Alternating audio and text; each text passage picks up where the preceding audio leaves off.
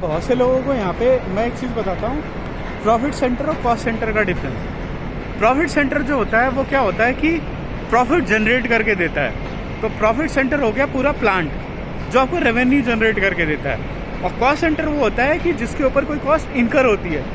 Suppose ये क्या है, स्क्रीनिंग प्रोसेस है, तो ये क्या करता है, स्क्रीन करता है लाइमस्टोन की, डस्ट को निकालता है और साफ़ करता है, जैसे यहाँ पे इस तरह से।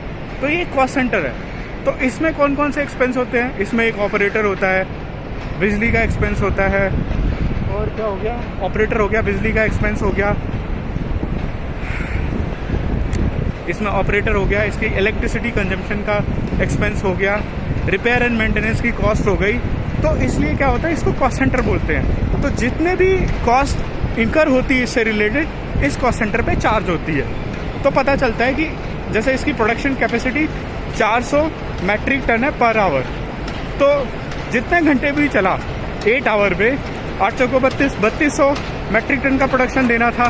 तो 3200 मैट्रिक टन के प्रोडक्शन में कितनी इलेक्ट्रिसिटी कंज्यूम हुई, कितना इसमें रिपेयर एंड मेंटेनेंस का खर्चा आता है, और इसके ऑपरेटर की कॉस्ट को ऐड करके एक कॉस्ट निकाल लेते हैं इसकी। और हमेशा मतलब कंपेयर करते रहते हैं month to month, day to day, जैसे whatever you want.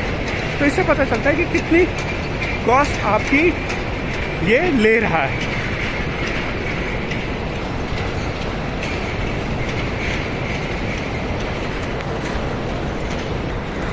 So this is a raw material yard. यहाँ पे सारे रॉ मटेरियल एक जगह आता है और ऐसे करके इसमें पाइलिंग की जाती है। जैसे एक रॉ मटेरियल वहाँ पाइल हुआ, एक यहाँ पाइल हुआ, और ऐसे करके रॉ मटेरियल की पाइलिंग होती है। फिर जब इसका कंजम्पशन शुरू होता है तो यहाँ से as per requirement of production department सारे रॉ मटेरियल को मिक्स किया जाता है। एक एक करके वो कन्वेयर बेल्ट पे जाते हैं और एक हॉपर में जाके वो अलग अलग करके हॉपर में हो जाता है। फिर वहाँ से उनका मिक्सिंग चालू हो जाता है। तो अपनी कॉस्टिंग तो भाई वहीं से चालू हो जाती है जहाँ से वो मैंने स्टैकर रिक्लेमर बताया कि जो लाइमस्टोन को क्रश करता है।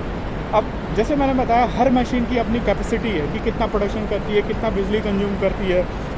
तो हम पढ़ते थे ना इंस्टॉल्ड कैपेसिटी, एक्चुअल कैपेसिटी। तो इंस्टॉल कैपेसिटी तो वो हो गई जो इंस्टॉल करके गया, एक्चुअल तो वो हो गई जो इसने प्रोडक्शन करके दी। तो आप कितना एफिशिएंटली उसको चला सकते हो। अगर 400 मैट्रिक टन की कैपेसिटी है तो उसको आप 450, 500, तो दिस इज़ एफिशिएंसी। तो इससे क्या होता है, अपनी कॉस्ट सेविंग होती है, यानी सेम यूनिट पे आपने मैक्सिमम प्रोडक्शन किया।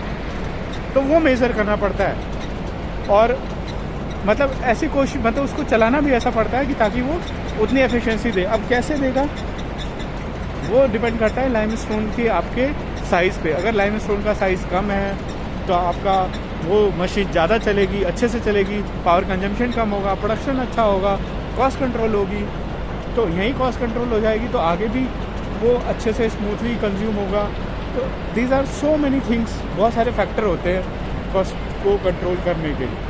तो ये होता है कि आप एक्चुअल जॉब में क्या करते हो। पढ़ते तो आप बहुत सारी चीज़ें हो, बट आप उसको अप्लाई कैसे करते हो, ये चीज़ें आपको प्रैक्टिकल इंडस्ट्री में आके समझनी पड़ती है। हमने बहुत पढ़ा है कि रॉ मटेरियल कंजम्पशन हुआ तो उसको जोड़ लो, वेरिएबल कॉस्ट जोड़ लो।